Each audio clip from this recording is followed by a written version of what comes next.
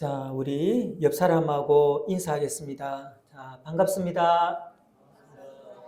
자, 참 잘 오셨습니다. 자, 오늘 설교 제목이 긍휼히 여기는 사람 팔복 중에 다섯 번째 말씀입니다. 이런 일이 있었습니다. 고등학교 1학년인 장모 군은 태어날 때부터 선천성 판막증이라고 하는 심장병을 앓고 있었습니다.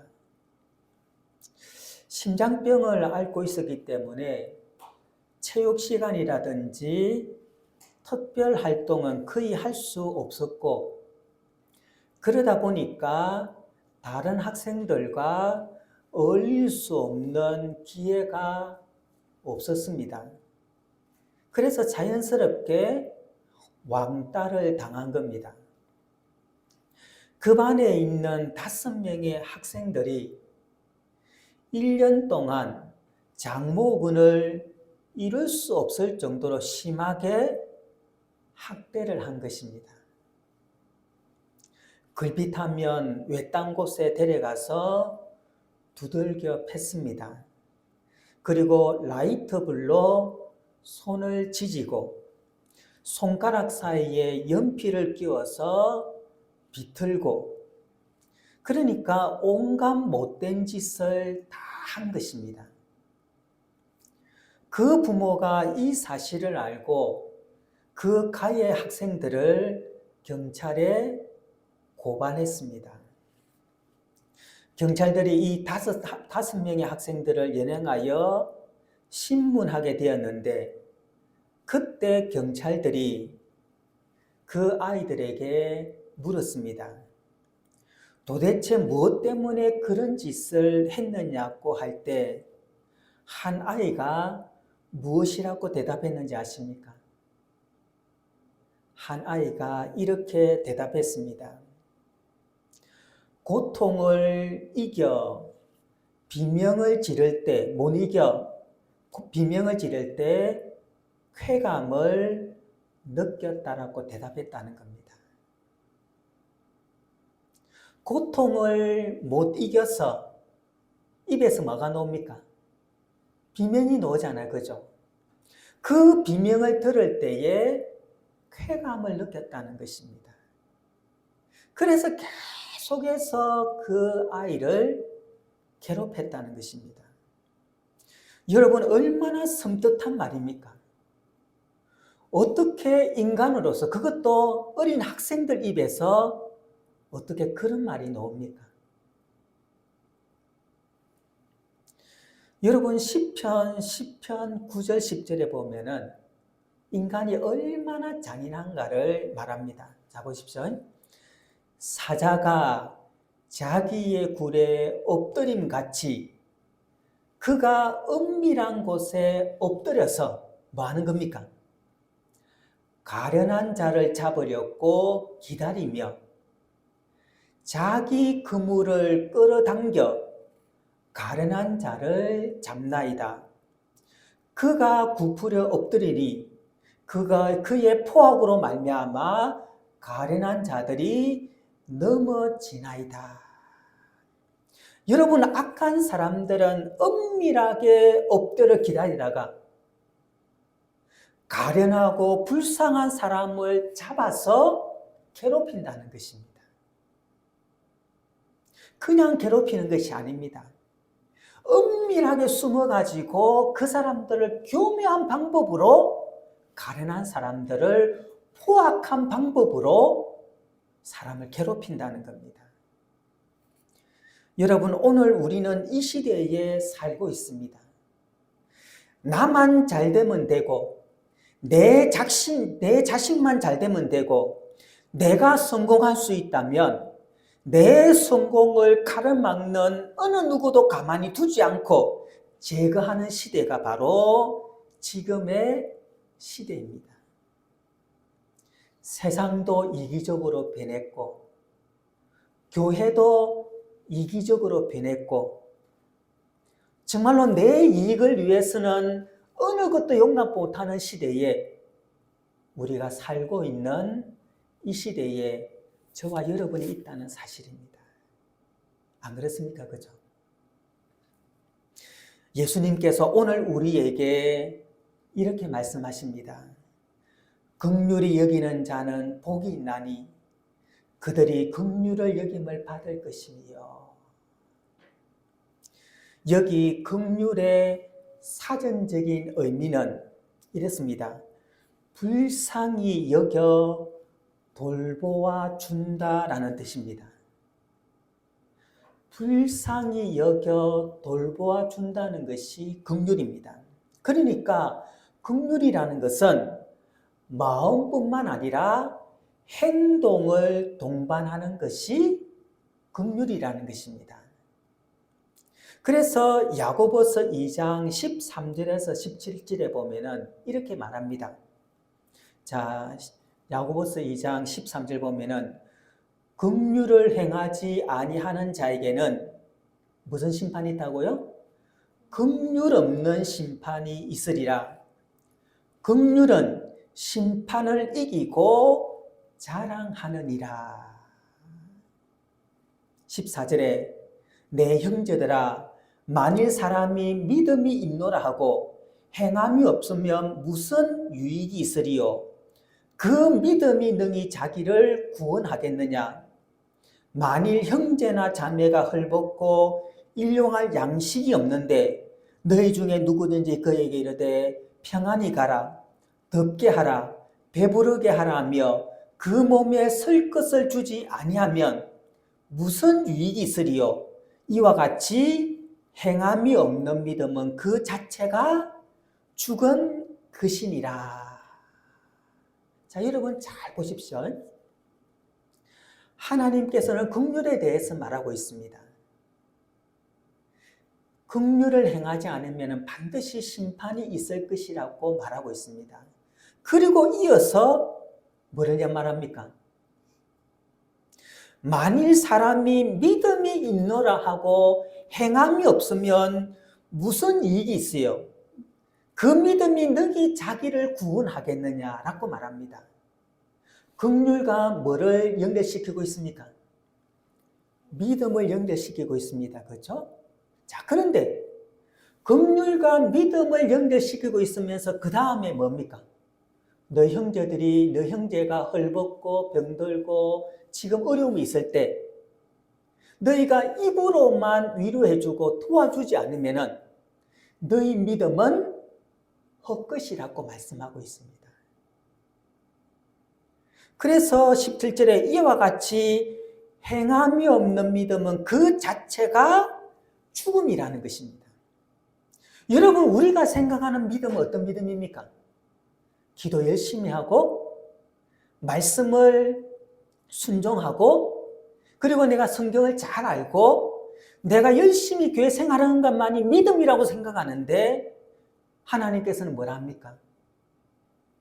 긍휼을 여기지 않는 자, 그는 죽은 믿음이라는 것입니다. 행함이 없는 믿음, 믿음이 좋다고 아무리 자랑해도 긍휼을 베풀지 않으면 그 믿음은 죽은 믿음이요 헛된 믿음이라고 우리에게 가르쳐주고 있다는 것입니다. 자, 그러면은 이 긍휼이라는 단어가 히브리어는 뭐냐면은 헤세드인데 이 헤세드란 말은 두 가지 뜻으로 해석할 수 있습니다. 긍휼, 자비라 번역됩니다.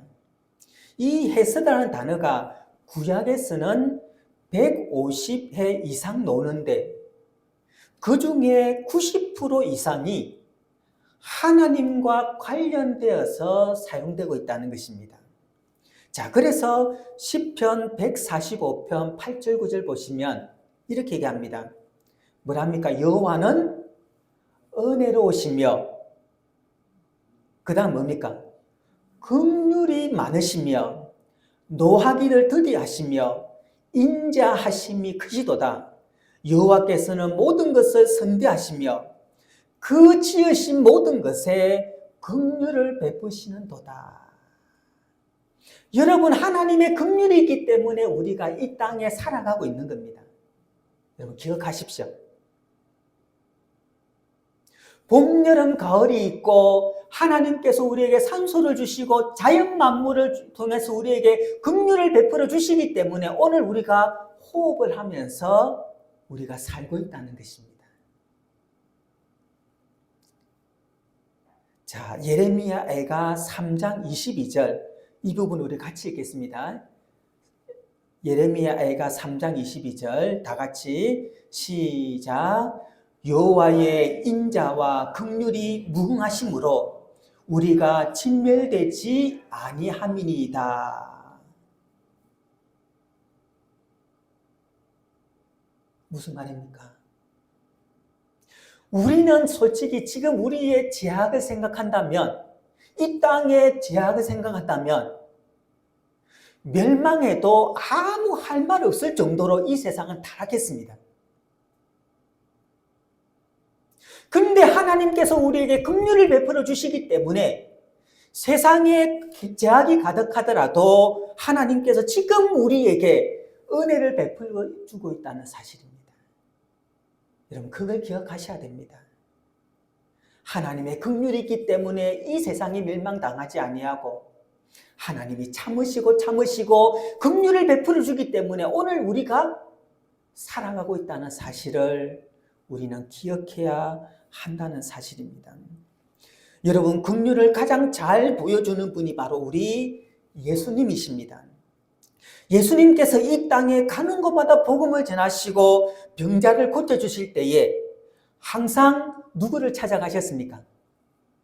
부자를 찾아가셨습니까? 근세 있는 사람을 찾아가셨습니까? 아니요. 예수님은 항상 가난한 자, 소외된 자, 병든 자, 가난한 사람, 늘 약한 사람을 찾아가셔서 그들을 위로해 주시고 그들의 병을 고쳐주시고 그들의 소원을 이루어 주신 것을 우리가 성경을 통해서 알 수 있습니다. 예수님은 근세 있는 자를 찾아가지 않았습니다. 예수님은 왕궁에 있는 그 능력 있는 자를 찾아가지 않았습니다. 늘 가난한 사람을 찾아가셨고 늘 약한 사람을 향해서 나가셨고 늘 병든 사람을 향해 하나님은 은혜를 베풀어 주신 분이 바로 우리 예수님이십니다.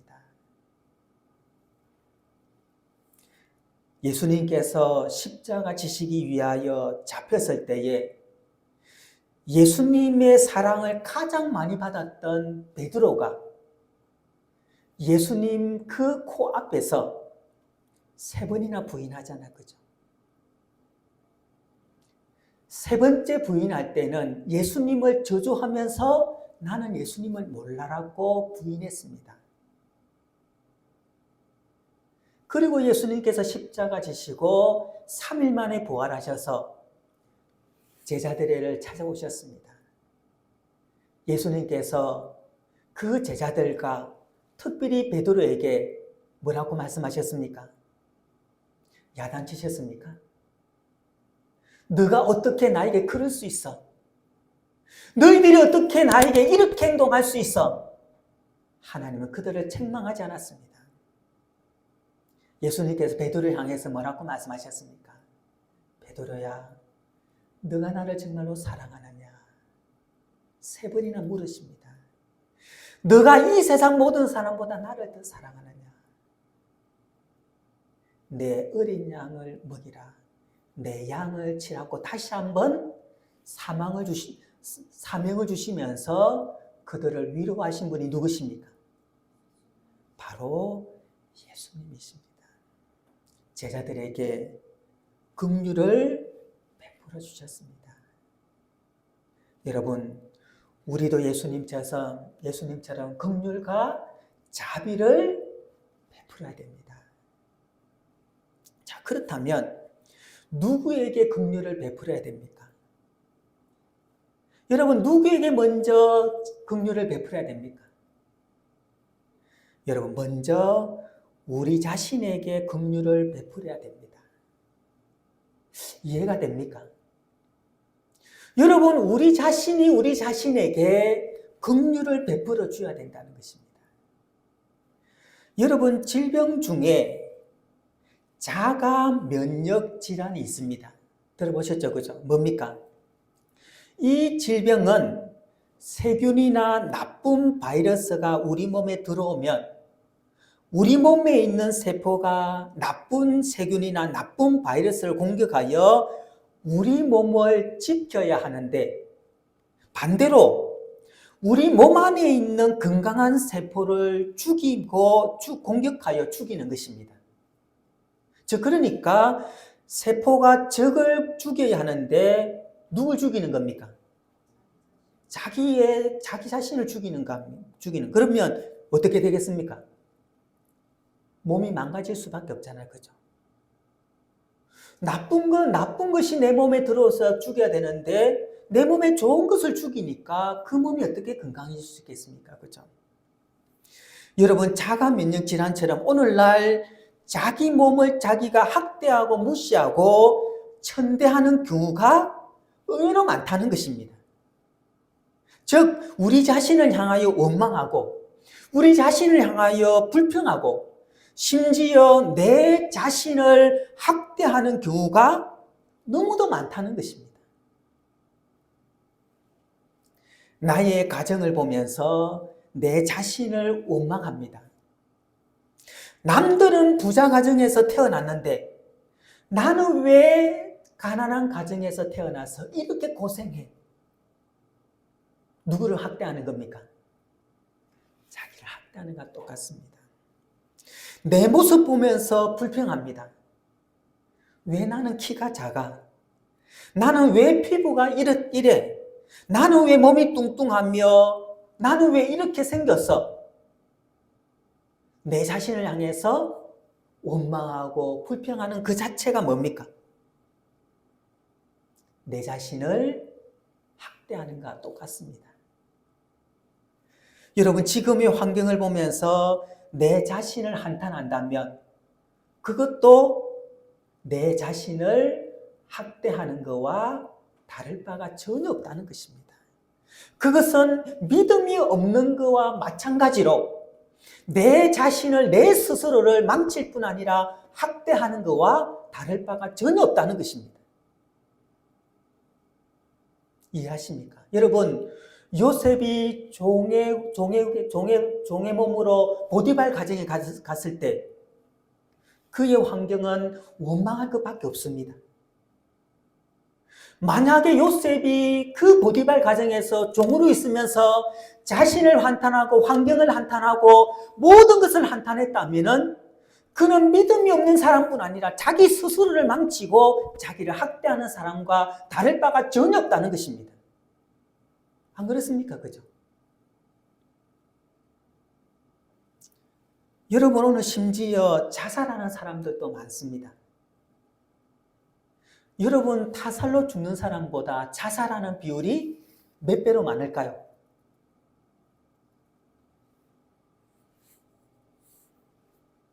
한 20, 30배로 많습니다.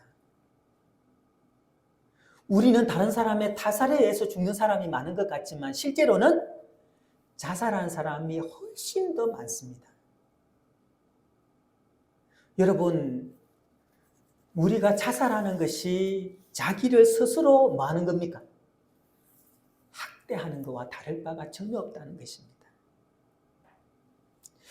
저는 모든 사람이 공평하다고 생각하지 않습니다. 안 그렇습니까? 그죠? 좋은 환경 속에서 출발해서 사는 사람이 있는가 하면 반대로 태어나서 보니까 부모님이 이혼했다든지 잘못된 유전자를 받았다든지 그런 경우도 있습니다. 그죠?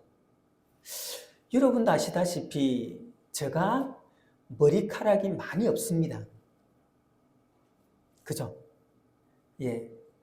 제가 군대에서 사진을 찍는 것을 보고 그때도 다른 사람보다 머리숱이 많이 없었습니다. 솔직히.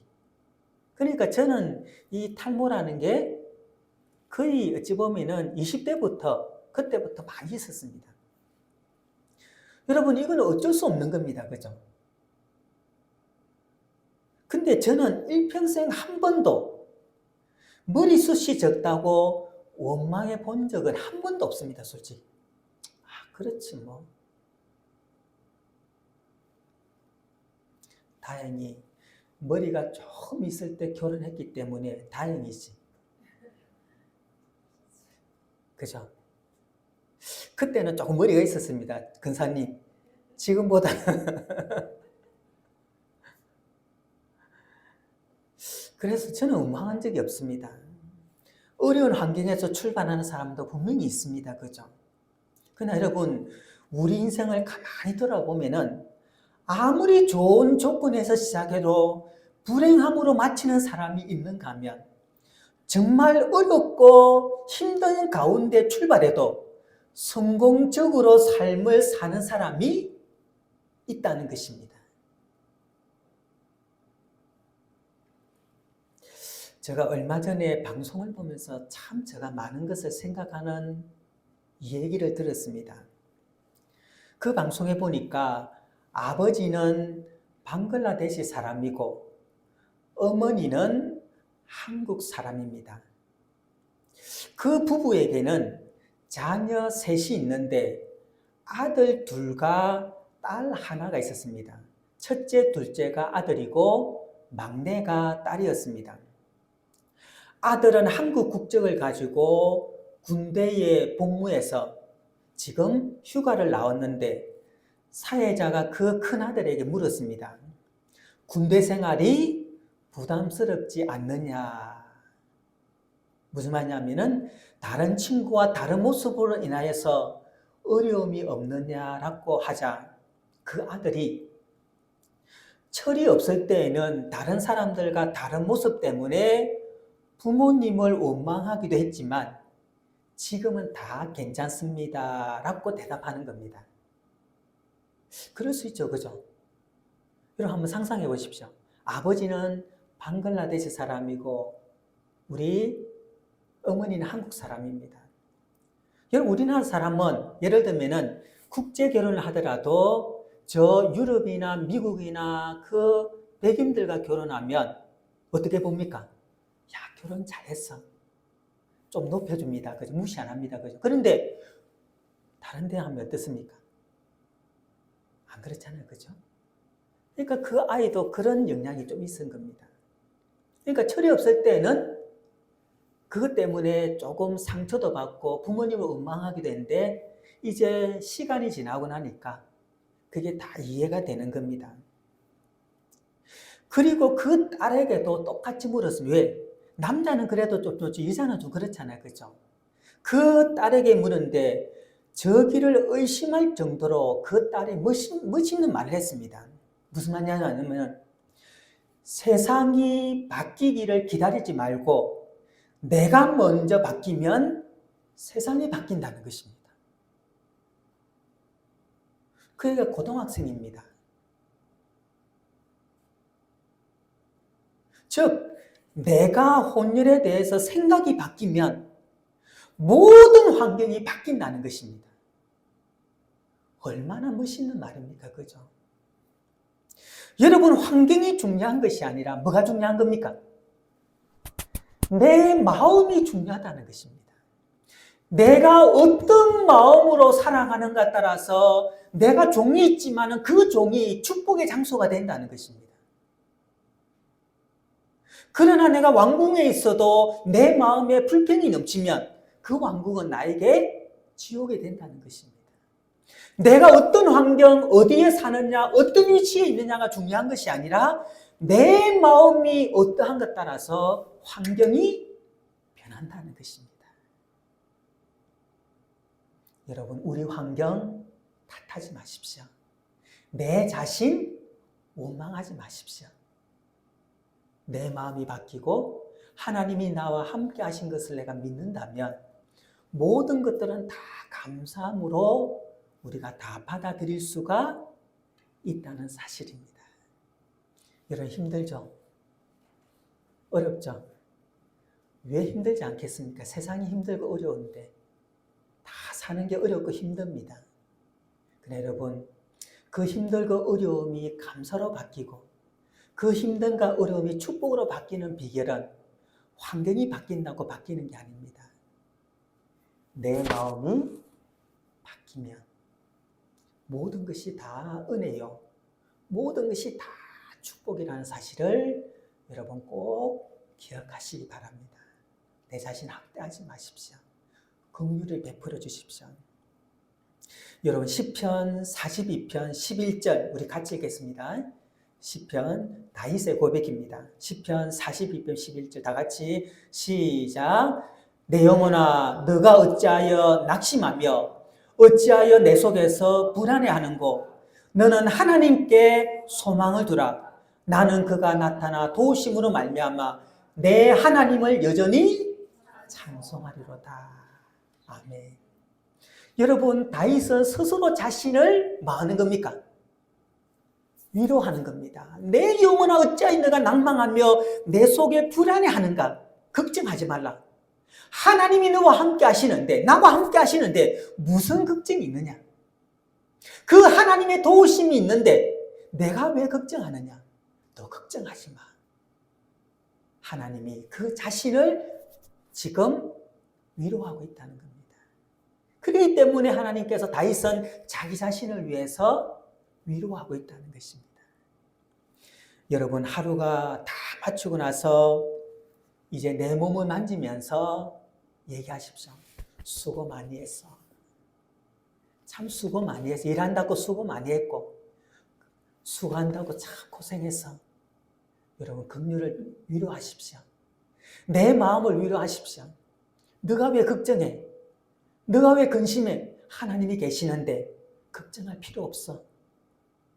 여러분 우리 스스로를 위로하시고 스스로에게 긍휼을 베풀어 주시고 스스로에게 하나님의 말씀으로 그 격려하십시오. 그러면 하나님께서 은혜의 은혜를 더하여 주실 것입니다.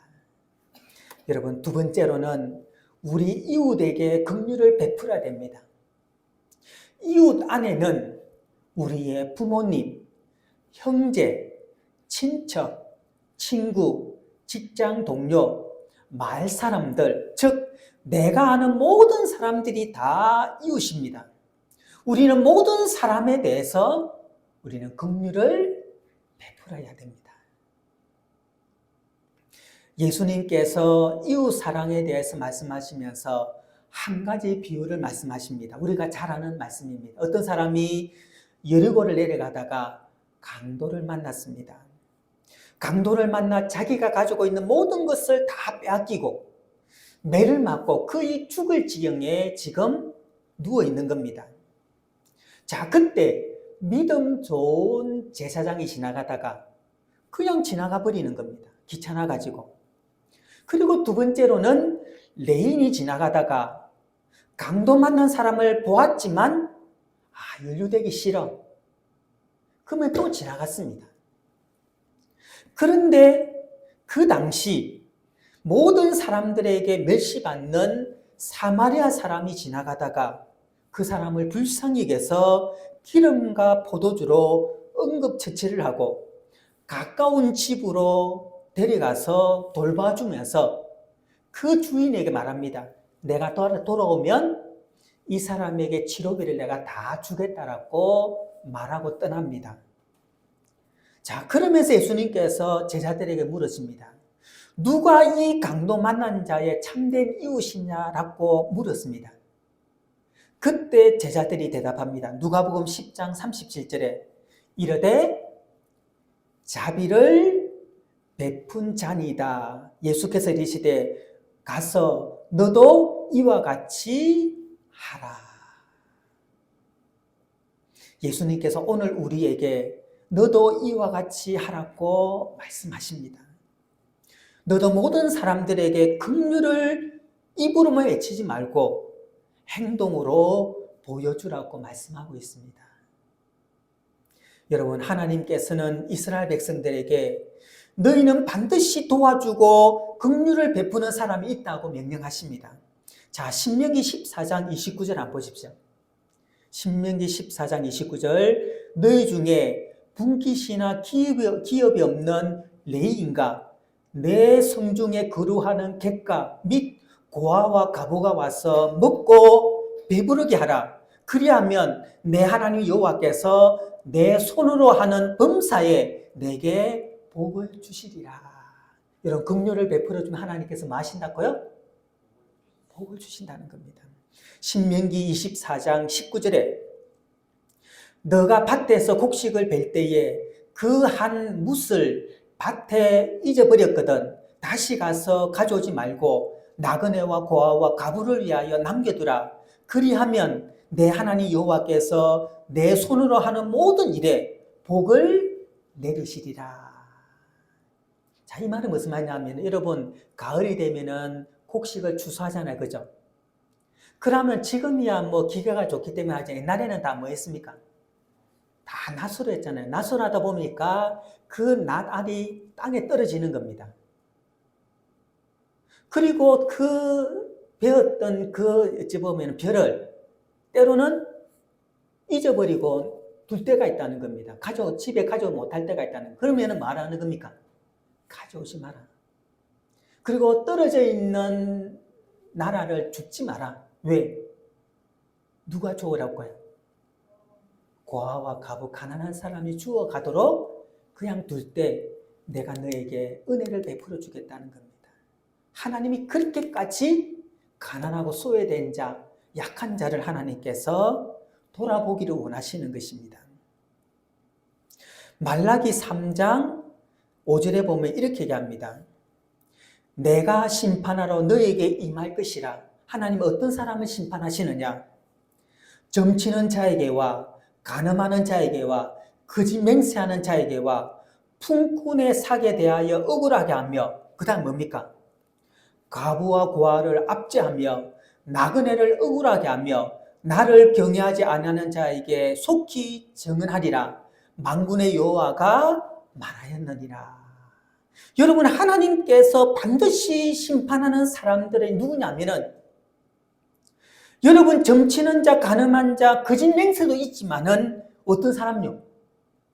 고아와 과부를 돌아보지 아니하며 나그네를 억울하게 하는 사람은 반드시 하나님께서 심판하시겠다고 얘기합니다.